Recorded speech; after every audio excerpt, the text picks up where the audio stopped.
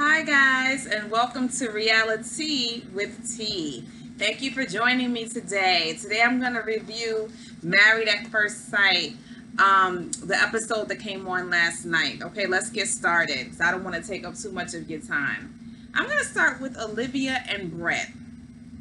Okay, so this is the second day of the honeymoon. They're in Mexico, and the couples are kind of starting to ask more questions, getting to know each other. They're all doing an activity that'll kind of take them outside of their comfort zone to see how the couples handle it. So it's interesting to see them kind of ask these questions and get to know each other a little bit more and see how they react to some of the responses. So let's start with Olivia and Brett. Okay, so remember, Brett was we thought he was going to be a problem, but it seems that he's, maybe that was a front. That's what I'm thinking. Maybe all that behavior at his bachelor party was a front. Maybe it's drunk Brett, because he seems to be okay. So Olivia talks about the fact that she hasn't dated in 3.5 years, and he's asking her, remember, he's a serial dater. He was. So he's asking her, you didn't date in 3.5 years. Did you think somebody was going to come knock on your door? And she was like, no, but, maybe. Then she was like, I just really wasn't interested in putting in the work to date. So, I guess that's how some people do. But then she also said, it was lonely, She just said, I just don't take the time out to date. So I guess she was just doing other things. But she also seems like she's somebody who she isn't really an aggressor in life. So maybe she's just waiting for, a relationship to find her, type of a thing, right? They're like brushing their teeth together. They're actually really cute. They start talking about how would you feel about me urinating in front of you? Do you pee in the shower? And he's like, no, that's where you get clean. And she's kind of like, well, no, I do it sometimes.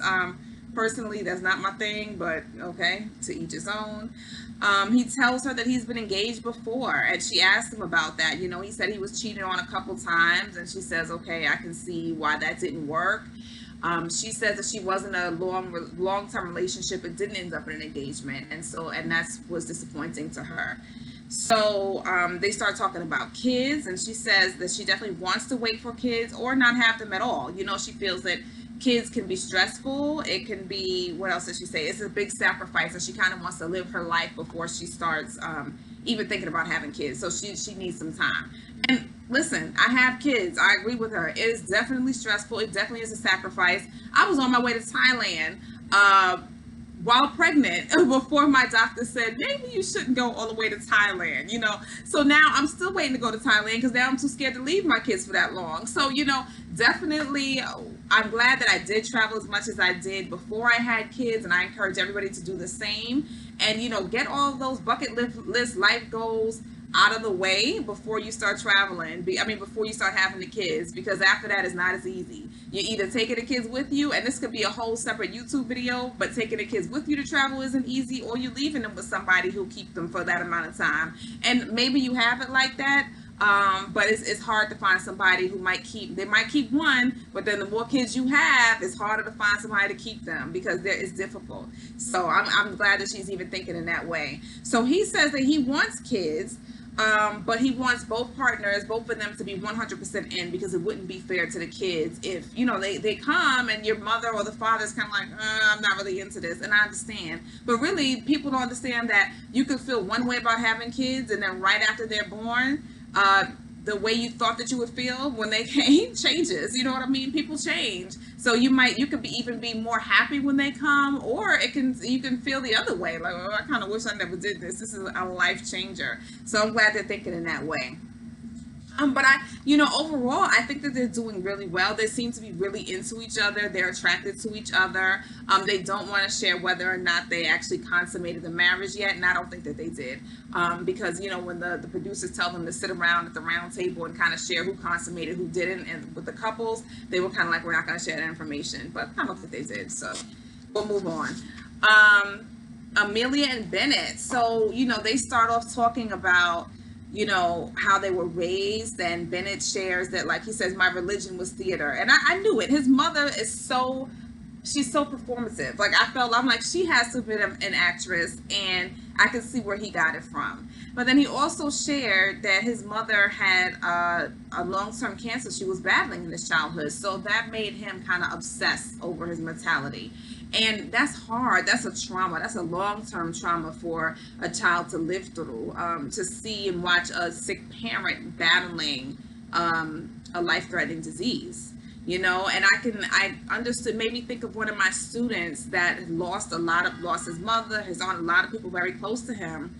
And so you're already traumatized, and you're already replaying the death, and you're afraid, and the only person he had left would always bring up the fact that they're not going to be here forever. My death is coming. So you have to be very careful with kids. I mean, there's nothing you can do if you're sick. You have to battle, but I think that you also have to make sure that you're addressing some of those feelings with kids, because that can be hard.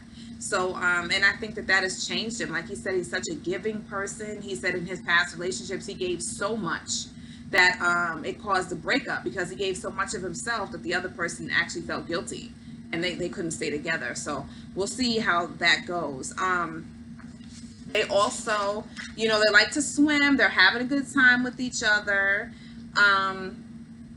They start playing chess, and then they start asking some tougher questions. Amelia starts saying that her past relationships broke up because she would move. She would pick up and move somewhere, or they would be in different places. And you know, Bennett is kind of asking her, he asked her directly, like, do you think that you would ever get somewhere and just settle down? And she just obviously she just avoided the question. They were playing chess, and she does one of those, oh, I'm sorry, I'm so into the chess game, and just didn't answer him at all. And I feel like he noticed it, because she seems like a free spirit to the point. I mean, even though she's in med school, it's kind of like, oh, I can end up here for residency, I can end up here for a job, I can do this and that. And she wants a family, and it seems like she wants somebody who will travel with her, but he hasn't moved too much in his life, and he says that. But, you know, when he asked her a direct question, and he didn't repeat it, which was interesting, because I would have been like, excuse me, do you think you can settle down anywhere? She was just kind of like, oh, you know, I'm sorry. So it was interesting. I'm going to be interested to see how she addresses that with him.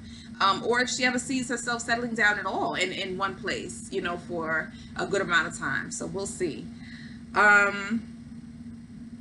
Let's see. I honestly, I wrote down, it seems like Bennett is along for the ride, but I don't know how much into her he is yet, or at least he doesn't really put on how much he's into her. It seems like she says, I fall in love every day when we first met her. You know, I fall in love, you know, all the time. It seems like it's taken him, she seems ideal for him, but it would be interesting to see if he's really into her. So I don't know, I'm gonna keep my eye on them, because they seem perfect, but I don't know, when he talks about her, it's always like, well, if this grows to what it could be, if, and I've never seen him just wholeheartedly be like, oh yeah, I'm really into her. So we'll see. That's just my opinion.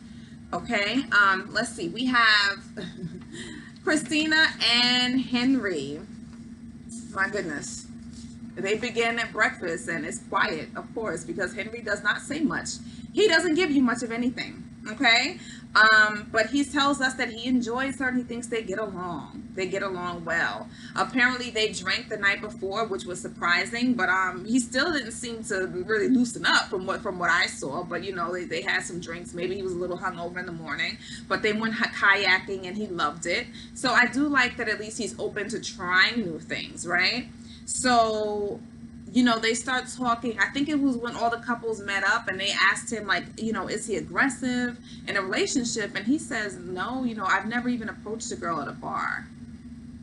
You've never approached a girl ever in your life? How have your relationship started? I mean, I know that a lot of women approach men, and that's fine, but it's just like, never?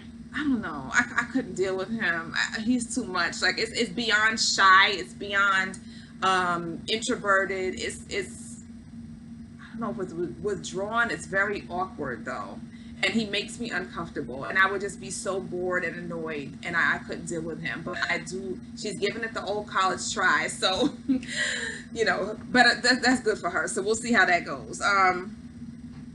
He actually started talking to, after meeting up with the couples, the producers asked him, I guess, what he thought of the other couples, and he talked like the most we have ever seen him talk to his partner or to the producers. He was actually talking about Brett and how concerned he is about the way that Brett may treat Olivia. So as you remember back at the bachelor party, I think Brett was trying to talk to Henry's sister. And so he saw like not the best version of Brett, which is understandable. But the man never talked, but he talked so much about Olivia, like as if, is he into Olivia? Maybe they would have been a better match, maybe. But it was like, I'm so concerned about Brett, you know, and the way that he's going to treat her. And I don't want him to hurt her because she's such a nice woman. So it was interesting that of all the things for you to open up about, not your wife, not the experience, not anything else, you are this vocal about Olivia. So, okay, we'll see. You know, the next day they decide they're going to go to a sludgery where it's like a mud bath, and it seems like you kind of float or swim through these like mud trail thingies under a cave, and it seems pretty cool. Something I would do, right? But he's scared of his own damn shadow. He's scared of everything. He doesn't want to do anything. Okay, I'm not gonna say he doesn't want to do anything. He is open to trying new things, but he is afraid of everything. So apparently he also doesn't like to get dirty. He doesn't like to get muddy. He finds it dangerous. It's like he doesn't know how to swim. It's like, come on. And let me tell you, I don't know how to swim. Okay, I can float. I do know how to swim. I would say I don't swim. I'm not comfortable swimming in deep water. But when I go away, I'm in the water the entire time. And guess what? The first thing I would have asked them if we were going into this mud thing, how deep does it get? Oh, I can stand up? Okay. If it's too deep, can I get a life jacket? And then here we go. You're in Mexico. You're in a new place. You just try what you're going to try. I understand people don't try certain things, but damn, like if your wife is into it, at least give it a chance. And he did give it a chance, but my goodness, you know, maybe next time we can try something that isn't so dangerous. Are you kidding me? Like, and usually these tourist attractions are not dangerous at all. They're not going to risk people coming to their country from different countries and just dying all over the place. So I'm sure you were fine. Okay. That would piss me off, and it would annoy the hell out of me, because I don't want the man in the relationship to be more finicky, scared of everything than I am. If I'm getting my hair wet, you should be okay getting your hair wet, honey. You know, I understand, like, you know, some things are for certain people. Some men don't like heights, some men don't like this, but damn, he gotta loosen up. I would be so upset. I would have had to call Dr. Cal, like, or one of the producers, somebody. Listen, y'all duped me into this. I don't know how he made it on this show. I'm pretty much over him at this point. But you know, she's still giving it a try. She's still trying to help him explore the world. So, you know, we've heard her say for about the 54th time, this is his first time out of the country. He hasn't done much. She comes off as with this superiority complex, like, you know, he hasn't done much. And granted, he hasn't, but damn, how many times do you have to say it in an episode? We know, we heard you. Like, how many times are you gonna throw that in our face and his face? Like, come on, we get it, okay? But when I look at her side of the situation, I think that he's not giving her anything else. So it's like, this is my project. This is the only thing I have to hold on to. Let me, you know, help him explore the world, because there's nothing romantic happening. Communication sucks. There's no connection with them. So I guess this is the one thing that she is trying to maybe hold on to, and then thinking it could build from there. Like, maybe if they share some experiences, some new experiences, it'll kind of forge a connection with them. And I hope it does for them. But I do get tired of her saying, he hasn't done anything. I'm trying to show him everything, and he doesn't swim. He doesn't do this. He doesn't do that. Like, we get it. Like, come on. Okay. I don't know. Now, the question is why he hasn't done anything. I don't know, because like the mom said, the brother had traveled the world, had a passport, the whole thing. So that's interesting. But maybe he was scared, because apparently he's scared of everything. We'll see. The funny thing about it, I wrote down, was that they were like jumping on a trampoline before they went into the little sludgery, and he's like, this is the craziest thing I've ever done. I can break an ankle. Are you kidding me? Oh my God. I cannot be with somebody, especially a man that doesn't know how to have fun. Like, and you're scared of everything. I couldn't do it, because that's not me. I'm more for the adventure, so that wouldn't work for me, but good luck to her. But you know, we'll see how this goes, because she said she's not used to taking the lead, not used to being aggressive. But it's like, in this situation, in order to get anything from him, she has to take the lead. She has to try to push him, like she says, outside of his comfort zone. But me, in my relationship and on vacation, I don't want you to be my project.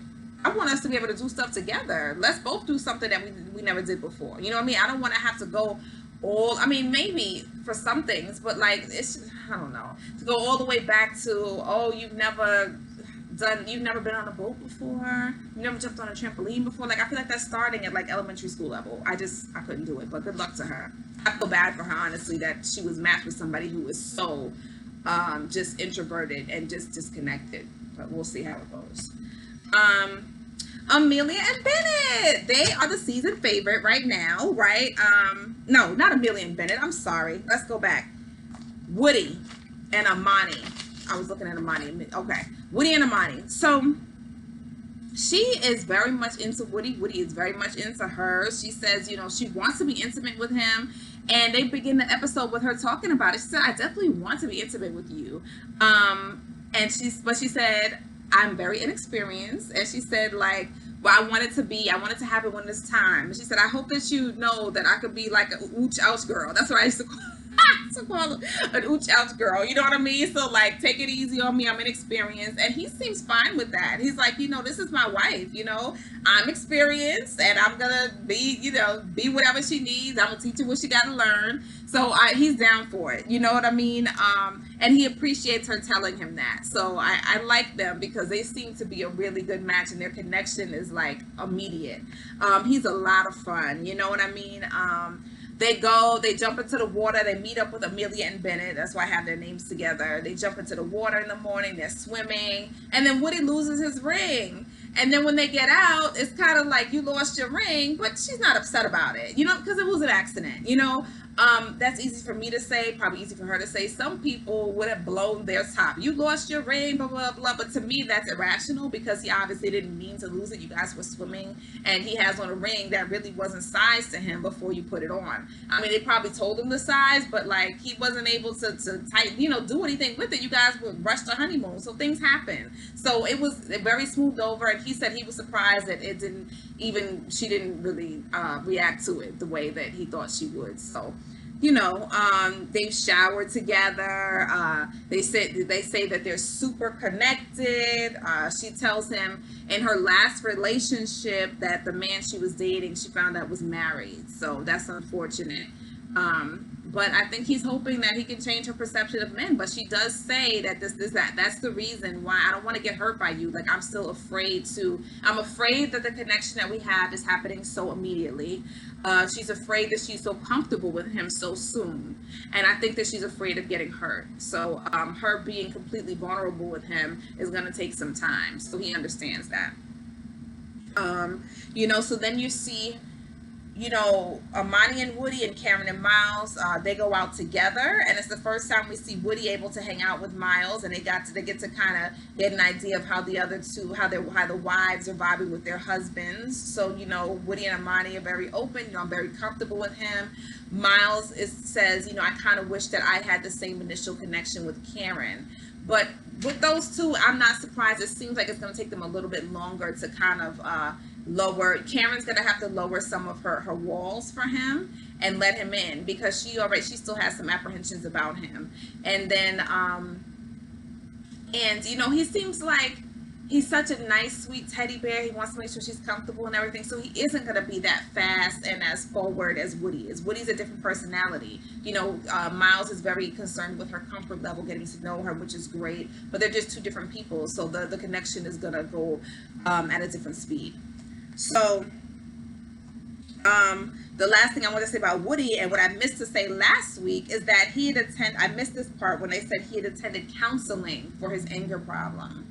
And I was like, when I heard that, I'm like, yes, yes, yes. Because I swear the hardest people to get into counseling are Black people, and then even harder, Black men. So the fact that he said that and was able to say that on national TV is amazing. And I'm glad that he did it, because what does it hurt to get help with an issue that you have? You know what I mean? Why not be able to live your best life, your happiest life?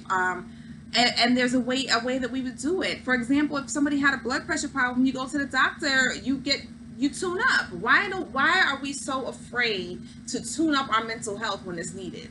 You know, his anger problem, apparently his family was affected by it. Apparently past relationships were affected by it. So he said, I have a problem, let me deal with it.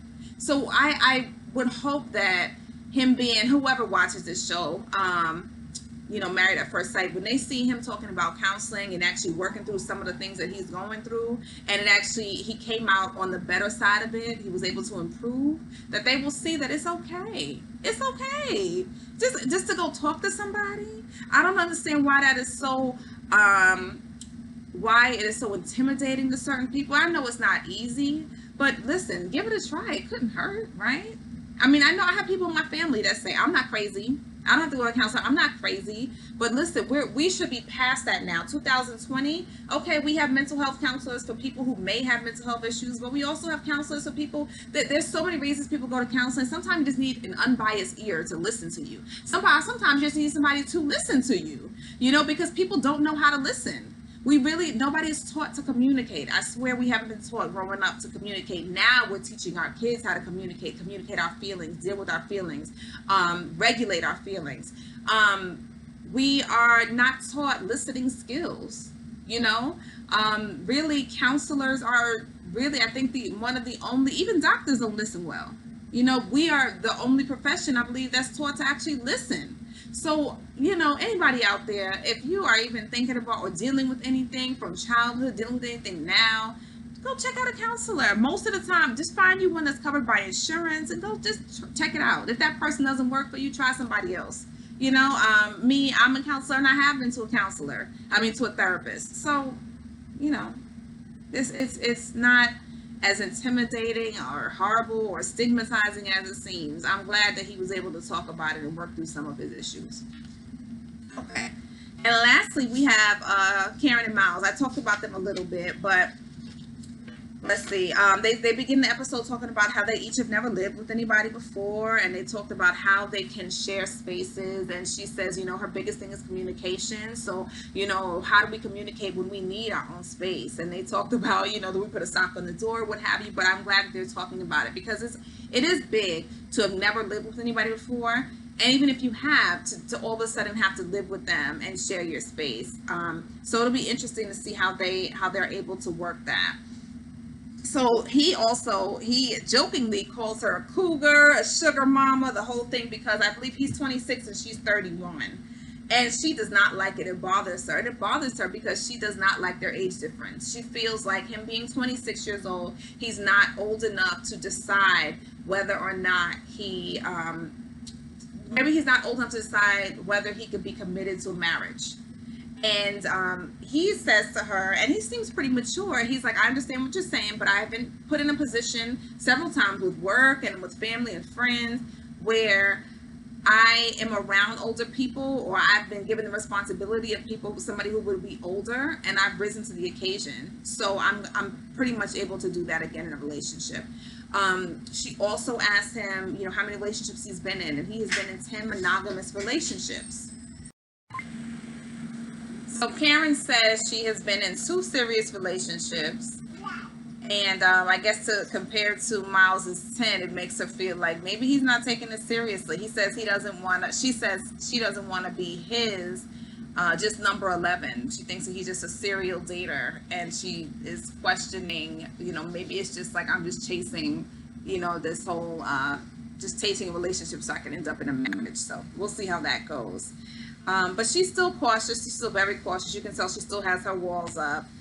And but he does tell her, he's not a serial dater, that every relationship he's been in, the intent was, I believe, to stay with the person. But I think that he's also, idolizing his grandparents' relationship.